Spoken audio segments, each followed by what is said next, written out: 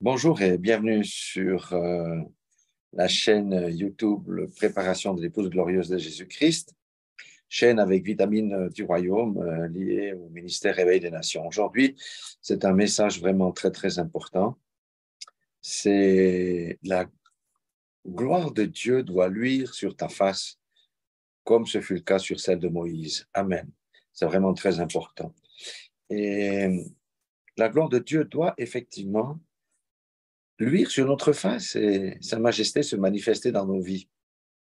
Et je vais prendre un premier passage biblique dans Exode 34-29 pour bien expliquer que le contact avec Dieu impacte sa gloire en nous, dans nos vies. Exode 34-29 et suivant jusqu'au verset 35.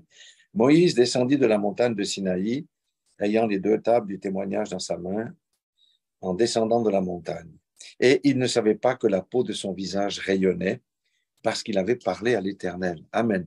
Donc, lui ne s'était pas rendu compte, mais ce sont les autres qui vont se rendre compte que son visage rayonnait. Verset 30. Aaron et tous les enfants d'Israël regardèrent Moïse, et voici la peau de son visage rayonnait, et ils craignaient de s'approcher de lui. Waouh, quel effet! Moïse les appela, Aaron et tous les principaux de l'assemblée vinrent auprès de lui, et il leur parla. Après cela, tous les enfants d'Israël s'approchèrent et il leur donna tous les ordres qu'il avait reçus de l'Éternel sur la montagne de Sinaï. Et lorsque Moïse eut achevé de leur parler, il mit un voile sur son visage. Verset 34, qui est aussi important. Quand Moïse entrait devant l'Éternel pour lui parler, il ôtait le voile jusqu'à ce qu'il sortît. Et quand il sortait, il disait aux enfants d'Israël ce qui lui avait été ordonné. Amen. Les enfants d'Israël regardaient le visage de Moïse et voyaient que la peau de son visage rayonnait, et Moïse remettait le voile sur son visage jusqu'à ce qu'il entrât pour parler avec l'Éternel. Amen. Ceci est un passage hyper important parce que nous savons tous que l'Ancien Testament est l'ombre des choses à venir. Ce que Moïse a vécu ici est un type de ce que nous devons vivre. Parce que nous pouvons le vivre, mais nous devons le vivre. Aujourd'hui, dans le corps de Christ, ce n'est pas tout à fait le même cas. Alors, pourquoi le visage de Moïse brillait? Eh bien, c'était à cause de sa présence aux côtés de l'Éternel. Rappelez-vous que la première fois, il était, je crois, 40 jours sur la montagne. C'est la présence de l'Éternel qui avait impacté la brillance sur son visage. En fait, la parole de Dieu dit que nous sommes créés à l'image de Dieu. Nous savons que nous sommes encore dans un corps de chair et nous sommes les reflets de Dieu. Aujourd'hui, nous sommes les reflets de Dieu. Si nous prenons de manière physique et naturelle, nous voyons le soleil, nous voyons la lune.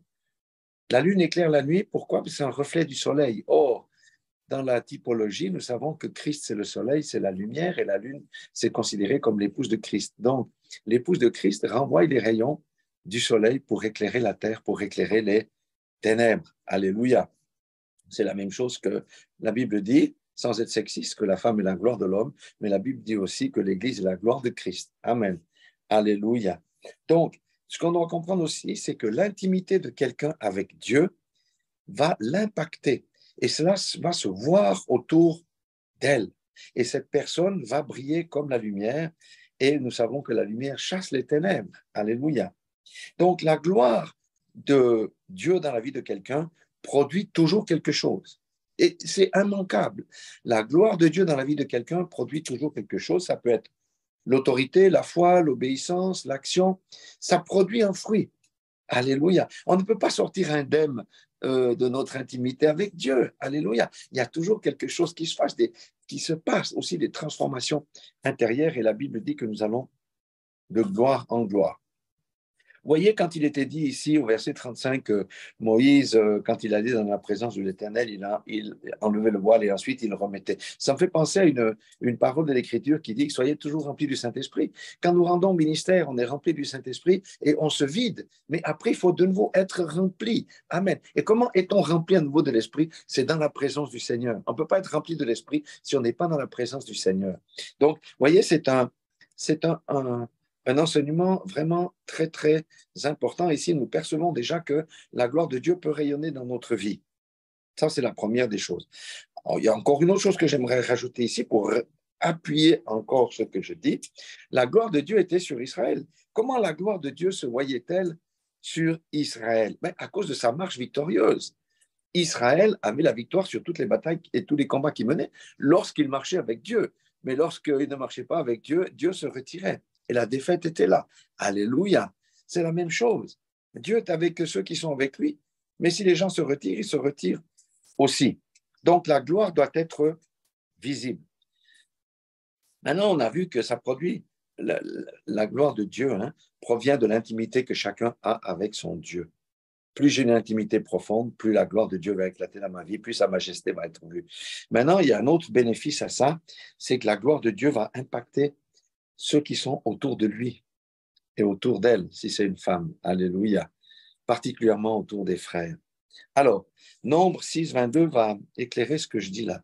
Rappelez-vous, d'abord, ça nous impacte nous-mêmes, mais ensuite, ça va impacter et bénir ceux qui sont autour de nous et ceux à qui nous rendrons ministère. Nombre 6, 22 à 27. L'Éternel parla à Moïse et dit, parle à Aaron et à ses fils et dit, vous bénirez ainsi les enfants d'Israël et vous leur direz que l'Éternel te bénisse et qu'il te garde. Ça, c'est une bonne bénédiction. Que l'Éternel fasse luire sa face sur toi et qu'il t'accorde sa grâce. Alléluia. C'est ce qu'il veut. C'est ce qu'il voulait pour les enfants d'Israël. Que l'Éternel tourne sa face vers toi et qu'il te donne la paix. Mais c'est les mêmes promesses que nous avons aujourd'hui. Alléluia. Et c'est ainsi qu'ils mettront mon nom sur les enfants d'Israël et je les bénirai. Ailleurs, il est dit qu'ils béniront Israël et je les bénirai. Il y a différentes traductions. Mais le message essentiel, c'est quoi? C'est que les sacrificateurs étaient les plus proches de Dieu. Mais oui, c'est eux qui officiaient dans le lieu saint et dans le lieu très saint, le souverain sacrificateur. Donc, comme on a vu, quand on est proche de Dieu, il y a quelque chose qui passe. Donc, la proximité avec Dieu, l'intimité avec Dieu amène la gloire et la bénédiction sur les autres. Et les autres vont bénéficier de cette bénédiction à cause de notre proximité et intimité avec Dieu et sa gloire va se manifester. Vous voyez, parce que Dieu a utilisé les sacrificateurs. Qui sont les sacrificateurs aujourd'hui? C'est nous sommes les sacrificateurs du Très-Haut. Nous avons un sacerdoce royal. Donc Dieu va nous utiliser, nous qui avons la sacrificature, pour bénir ceux qui sont autour de nous. Alléluia, particulièrement les frères à la foi, on verra ça à côté. Mais pas que, parce que lorsque nous prions pour les païens, nous prions pour les musulmans et qu'il y a des résultats, ça donne gloire à Dieu. Alléluia. Donc, voyez les trois triples bénédictions ici. Que l'Éternel te bénisse et te garde.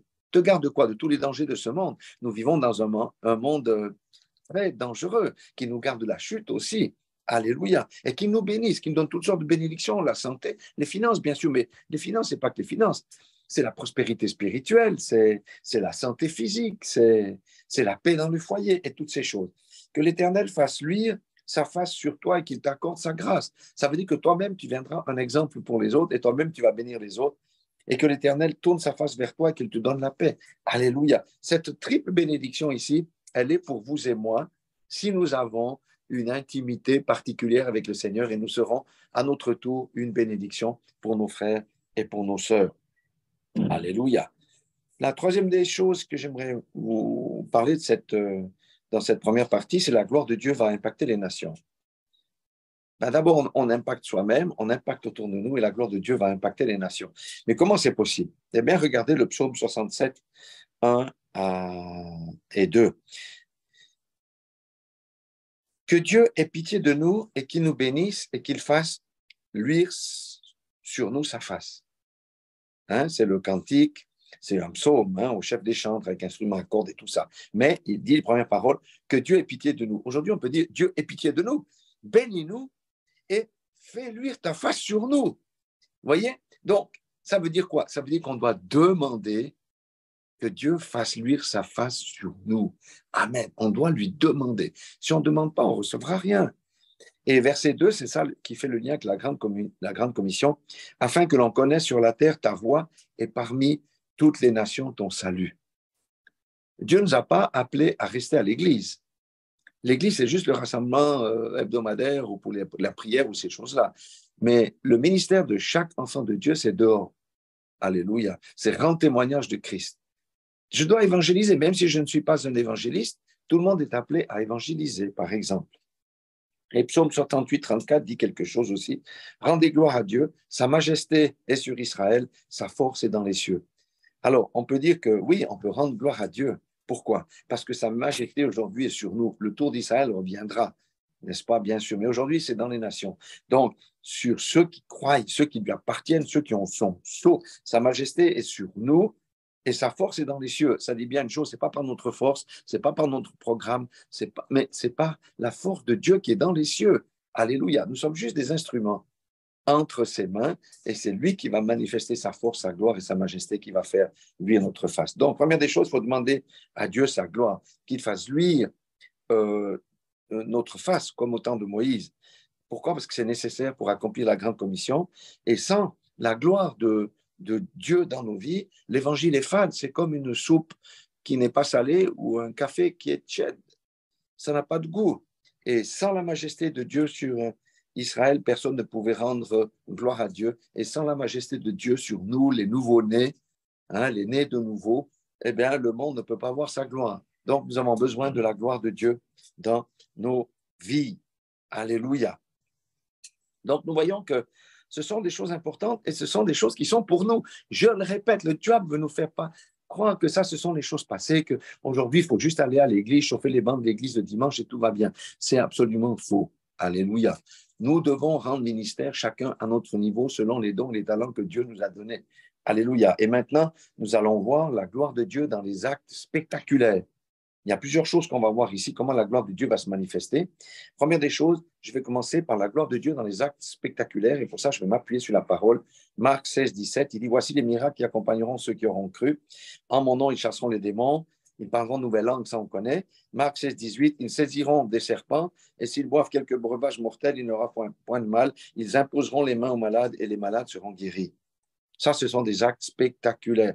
Pourquoi? La gloire de Dieu se manifeste dans les miracles, dans les prodiges, dans les guérisons, dans les délivrances. Et par exemple, la gloire de Dieu se manifeste chaque fois que nous chassons un démon, que nous imposerons les mains aux malades et qu'ils seront guéris. Pourquoi? Parce que la personne à qui on a chassé le démon va rendre gloire à Dieu. C'est ce qu'avait fait la personne de Gadara, qui a été publiée dans la contrée, tout ce que Dieu avait fait. Vous savez, nous étions en Afrique, là, et Dieu ne nous a pas laissés oisifs, puisque nous avons dû faire face avec ma femme à un démon d'épilepsie. Vous savez, c'est très puissant, et les manifestations sont violentes parce que les yeux se tournent. C'est le démon, à un moment donné, qui prend la bouche de la personne, et toutes ces choses. Mais lorsqu'elle a été délivrée, elle a rendu gloire à Dieu, mais pour obtenir sa délivrance, elle a dû demander. Nous étions à un endroit, elle était à 250 km de là, elle est venue avec son mari et sa petite fille. Ils ont pris le bus, ils ont fait un effort pour venir chercher la délivrance. Et Dieu a exaucé leur foi. Alléluia. Donc, la gloire de Dieu a été manifestée de manière concrète dans ce cas-là. Il y a aussi des autres choses. On a vécu des miracles, vraiment des prodiges que j'en parlerai dans une prochaine vidéo. Donc, la gloire de Dieu se manifeste et celui qui en bénéficie, soit de la liberté de la captivité, comme quelqu'un à qui on chasse un démon, ou de la guérison pour quelqu'un qui était malade, il va aussi glorifier Dieu et va témoigner autour de lui. Et c'est comme ça que l'évangile va se propager. Alléluia. Alléluia.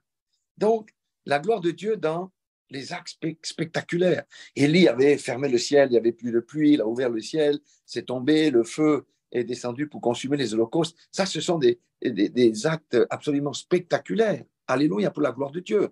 Quand Moïse a étendu le bâton pour séparer les eaux, aujourd'hui, nous avons la parole de Dieu et l'autorité où on peut faire de telles choses.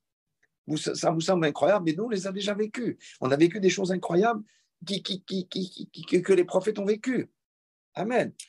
Mais ça, c'est pour la gloire de Dieu, pas pour la gloire de l'homme, parce que l'homme n'est rien. C'est Dieu qui agit au travers de quelqu'un. Donc, les actes spectaculaires. Mais la gloire de Dieu se manifeste aussi au travers de notre amour pour les démunis, les pauvres, les indigents, les veuves et les orphelins.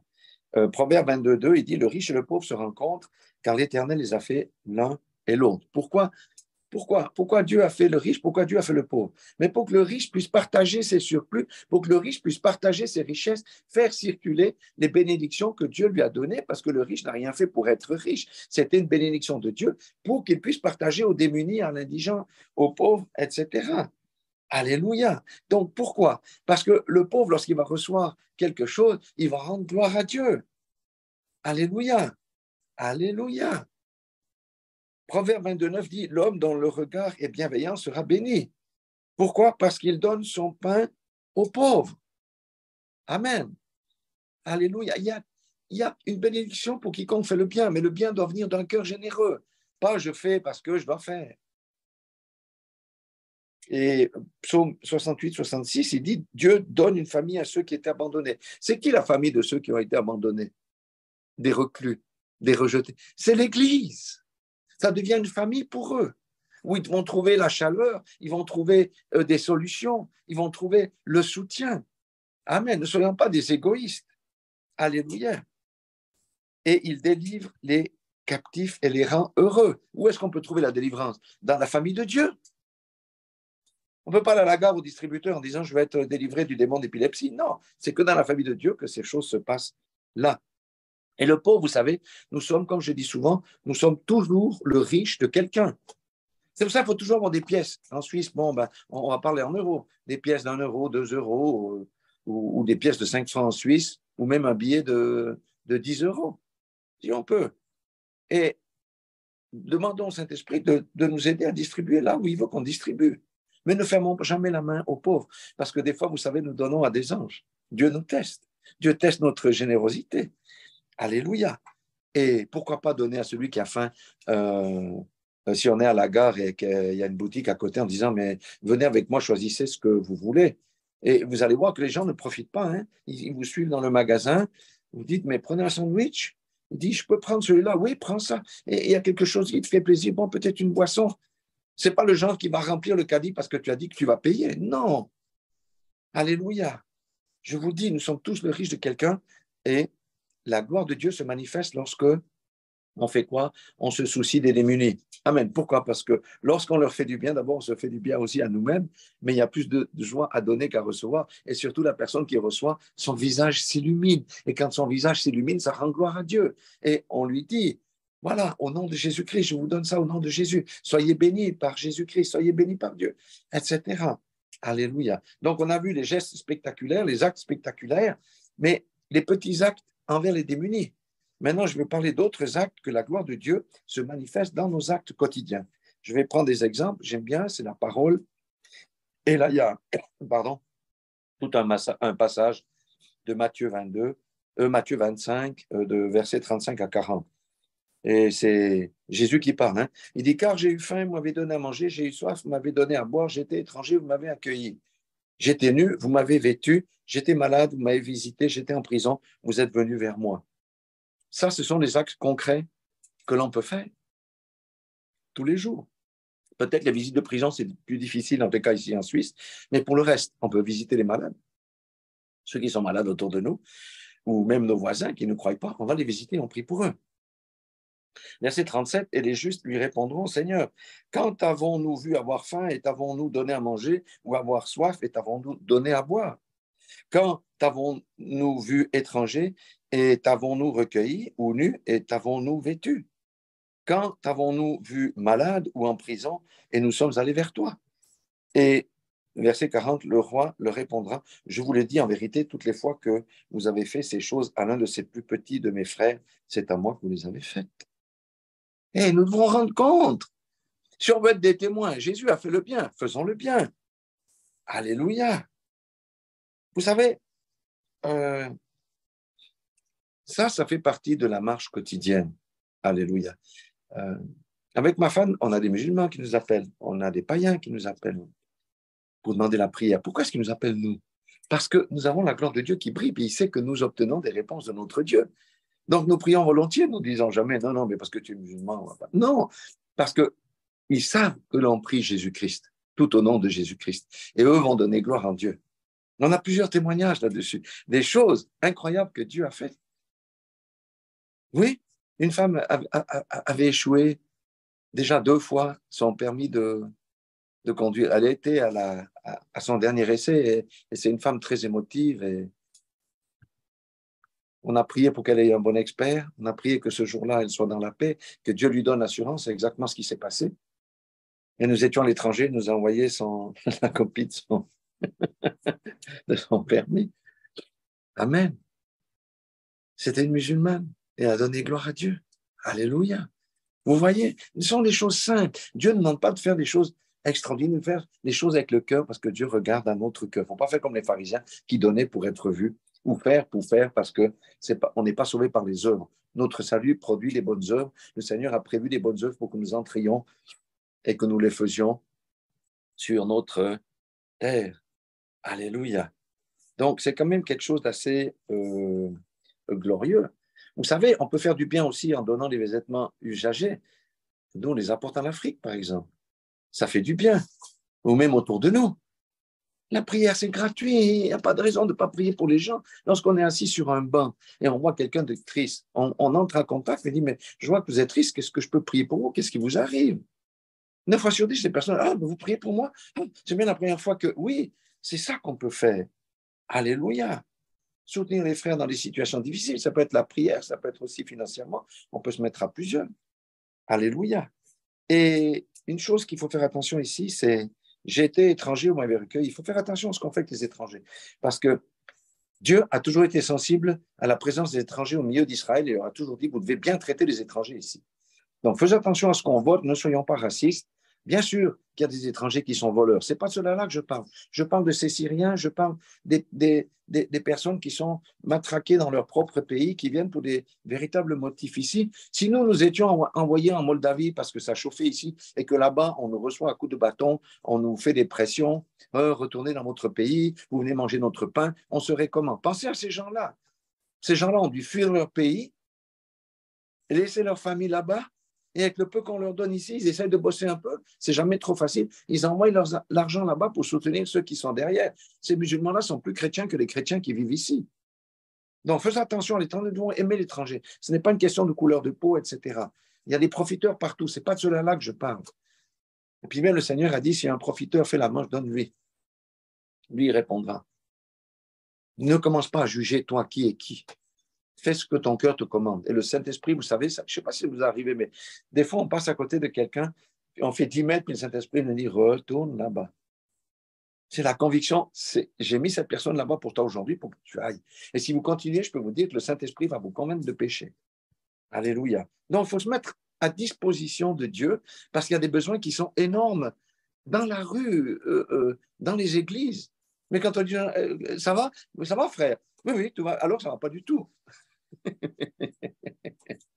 Non, soyons pratiques. Jésus était pratique. Alors, ce qu'on doit retenir ici, c'est tout service rendu à des saints dans le besoin amène la gloire de Dieu sur vous, parce que l'autre va glorifier Dieu.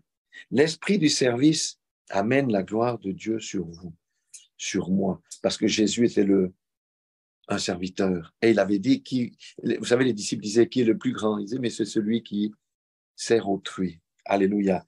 Et rappelez-vous aussi que les gens nous observent, les gens du dehors nous observent pour voir si notre discours est en adéquation avec nos actes. Si nos discours ne sont pas en adéquation avec nos actes, nous sommes juste des hypocrites, comme les pharisiens. Alléluia. Et rappelons-nous tous que celui qui rend gloire à Dieu pour le bienfait qu'il a reçu, en fait, manifeste notre gloire. Alléluia. Et son cœur a été dans la joie, mais nous aussi, nous sommes dans la joie. Lorsque vous faites du bien à quelqu'un, est-ce que vous allez faire la tête après? Non. Vous êtes joyeux parce que vous avez réussi à faire quelque chose de bien dans votre vie aujourd'hui, dans cette matinée. C'est ça qui devrait prédominer. Vous savez, la vie de Christ, ce n'est pas aller à l'église. Non. La vie de Christ, c'est tous les jours dans les actes quotidiens. Comme on a vu jusqu'à maintenant, il y a des actes spectaculaires. Il y a la gloire de Dieu vient lorsqu'on s'occupe des pauvres et des démunis. Dans les actes quotidiens. C'est ça la gloire de Dieu. Ce n'est pas toujours des trucs spectaculaires. En fait, les trucs spectaculaires, il y en a, mais ce n'est pas la majorité des choses. C'est notre vie atteste de qui nous sommes. Vous savez, dans ces pays d'Europe, on détermine les gens selon ce qu'ils sont habillés. Voilà. Tu es bien habillé, on dit, oh, c'est un gars bien. Tu es en haillon, voilà. Eh bien, c'est la même chose avec Dieu. Ce n'est pas de dire que je suis chrétien, je suis un disciple. C'est ce que tu fais qui t'habille. Ce que tu fais démontre véritablement qui tu es aux yeux de ceux qui te côtoient. Je terminerai ici et j'aimerais juste encore dire, quand nous sommes joyeux, quand nous sifflotons dans un endroit où il n'y a que des gens qui sont tristes, les gens commencent à vous regarder. Alléluia. C'est déjà une manifestation de la gloire de Dieu parce qu'il se dit, mais comment cet homme-là peut siffler ou cette femme-là peut chantonner quand on a des nouvelles pareilles qui nous mettent le bourdon, il y a quand même des gens joyeux. On dit, oui, je suis joyeux parce que j'appartiens au prince de paix, celui qui me donne la paix dans le cœur et la joie dans le cœur. Alléluia. Je terminerai ici par 4 versets. Jean 5, 29, il parle de la résurrection. Hein. Ceux qui auront fait le bien ressusciteront pour la vie, mais ceux qui auront fait le mal ressusciteront pour le jugement. Nous savons que le salut, ça vient comment? Par la foi qui initialise la grâce et que c'est Jésus qui a tout accompli pour nous. Mais Jésus nous a donné des talents. Hein? Et les paraboles des talents disent quoi? Celui qui n'a rien fait, on le retranche.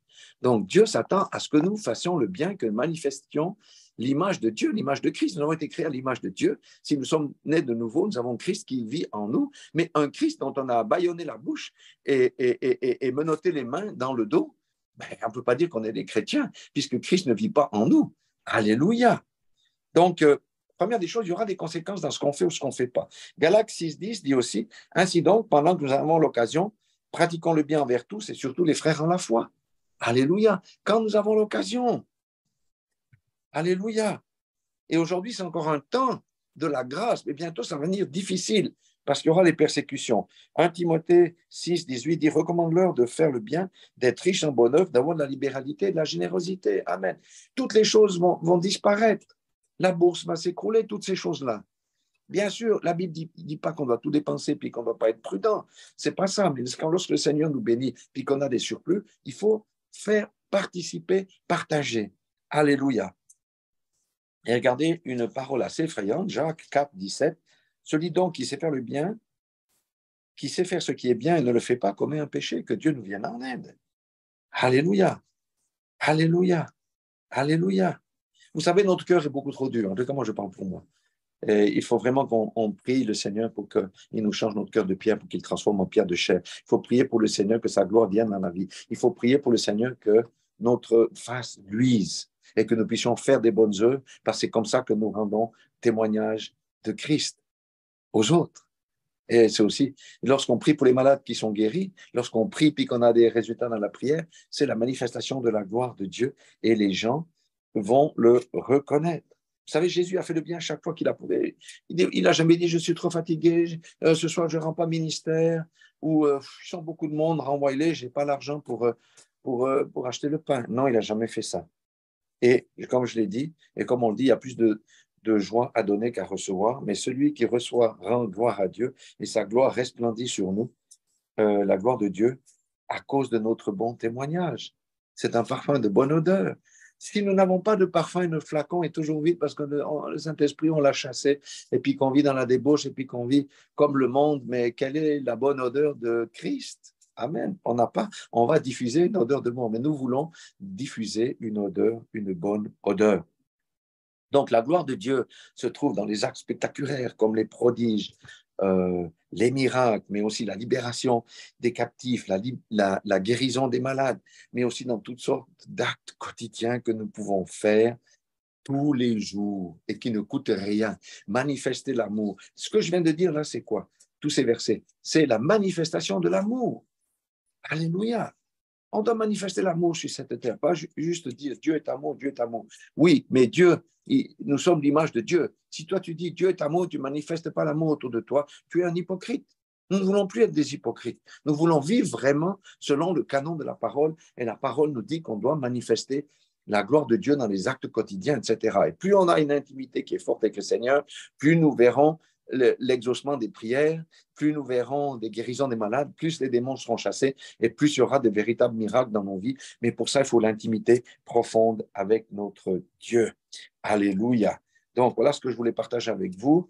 Que chacun, comment je vais prier pour moi, pour mon cœur de pierre là, soit transformé en cœur de chair, que j'aie vraiment la compassion, et je vais rechercher que la gloire de Dieu va se manifester dans ma vie, et je vais demander à Dieu que Dieu me donne des occasions au quotidien pour faire de petits actes d'amour qui vont tisser les œuvres justes de Finlin, c'est ce qui fait la robe de mariage.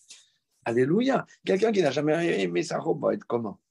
Non, voyez, que Dieu nous vienne en aide, il est disposé à faire luire sa face pour nous. La question c'est, est-ce que nous sommes disposés à faire ce que la parole de Dieu nous commande? vivre l'amour et manifester l'amour de Christ. Alléluia. Voilà ce que je voulais partager aujourd'hui. Soyez tous bénis. Dans le nom puissant de Jésus-Christ de Nazareth, que le Seigneur nous assiste parce que nous avons vraiment besoin de changer de dimension cette année. Alléluia. Nous vous aimons, Dieu vous aime et manifestons l'amour réciproque autour de nous. Alléluia.